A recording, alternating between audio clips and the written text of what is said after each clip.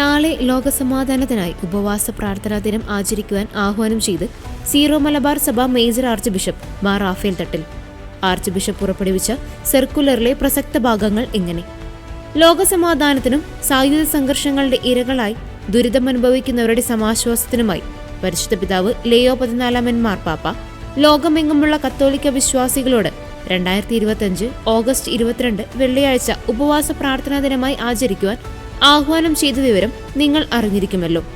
പരിശുദ്ധ പിതാവിന്റെ ഈ ആഹ്വാനം സ്വീകരിച്ചുകൊണ്ട് നാളെ വെള്ളിയാഴ്ച സീറോ മലബാർ സഭയിലും ഉപവാസ പ്രാർത്ഥനാ ദിനമായി ആചരിക്കാൻ സിനഡ് സമ്മേളനത്തിൽ പങ്കെടുത്ത പിതാക്കന്മാരോട് ചേർന്ന് എല്ലാവരോടും ഞാൻ ആഹ്വാനം ചെയ്യുന്നു.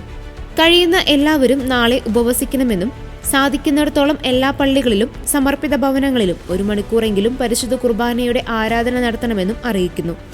പരിശുദ്ധ പിതാവിനോടും സാർവത്രിക സഭയോടും ചേർന്ന് സമാധാനത്തിനായി പ്രാർത്ഥിക്കുമ്പോൾ സീറോ മലബാർ സഭയെയും നമ്മുടെ എല്ലാ നിയോഗങ്ങളെയും ദൈവസന്നിധിയിൽ സമർപ്പിക്കാം.